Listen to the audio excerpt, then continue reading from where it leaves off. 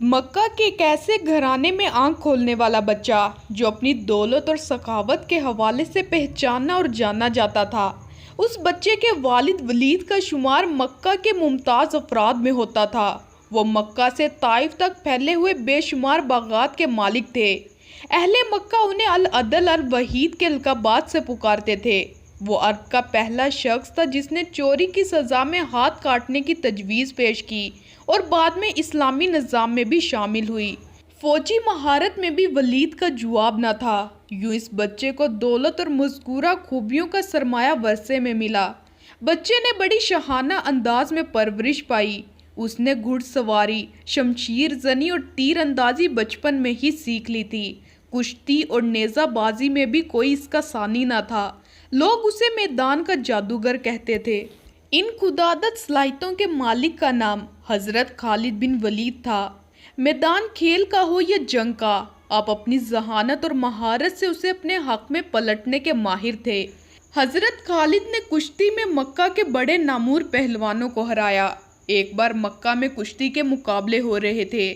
حضرت عمر فاروق، جن کا شمار شہر کے نامور کشتی لڑنے والوں میں ہوتا تھا، آپ کے مقابل تھے۔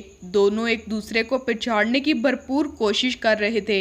مقابلہ کافی دیر تک جاری تھا اور فیصلہ نہیں ہو رہا تھا۔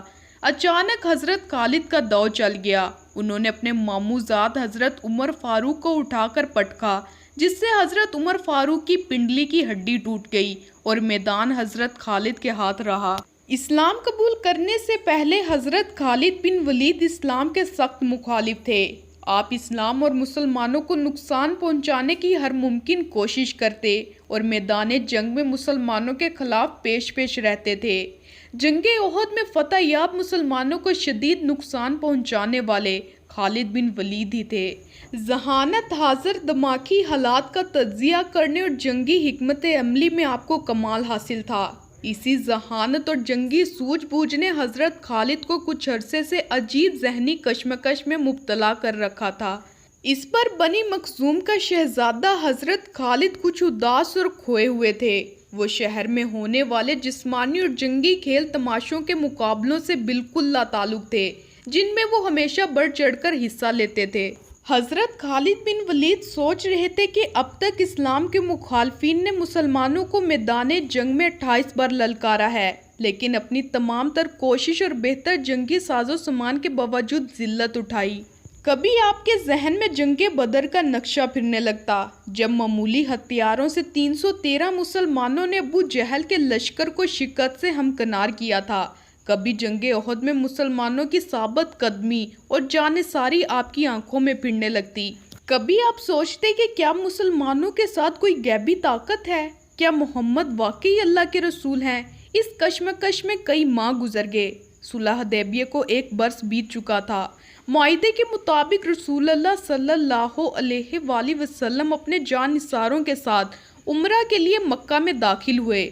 حضرت خالد بن ولید الجھے ذہن کے ساتھ مکہ سے نکل گئے تاکہ وہ شہر میں مسلمانوں کے داخلے کا منظر نہ دیکھ سکے۔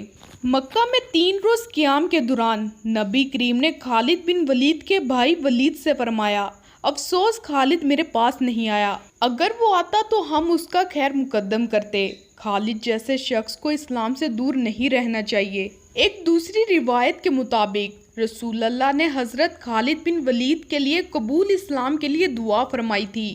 حضرت ولید نے اپنے بھائی کو بہت ڈھونڈا لیکن ان کا کچھ پتہ نہ چلا۔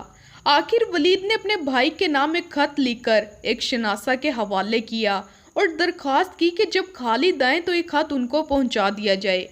دوسری طرف حضرت خالد بن ولید کے دل کی کیا حالت تھی اور بھائی کے خط نے کیا کمال دکھایا، اس حوالے سے خود حضرت خالد بن ولید فرماتے ہیں، میں اکثر سوچا کرتا تھا کہ مجھے پیغمبر اسلام کے خلاف ہر جنگ اور ہر محاذ پر ناکامی کیوں ہوتی ہے۔ پھر آہستہ آہستہ میرے دل میں یہ خیال توقیت پکڑتا چلا گیا کہ کوئی غیبی طاقت میرے دل میں محمد کے لیے جگہ بنا رہی ہے۔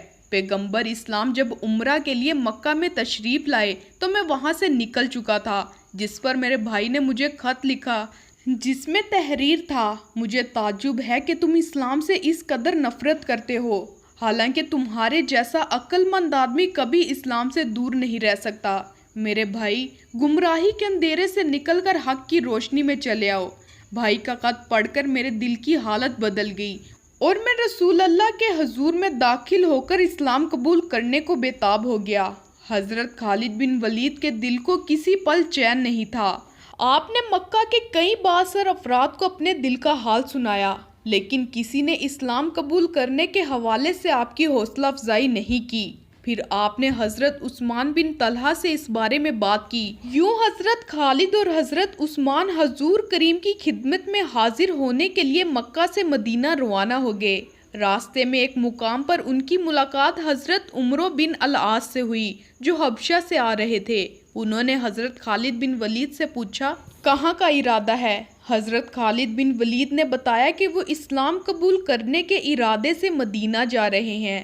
حضرت عمرو بن العاص نے بتایا کہ وہ بھی یہی ارادہ رکھتے ہیں۔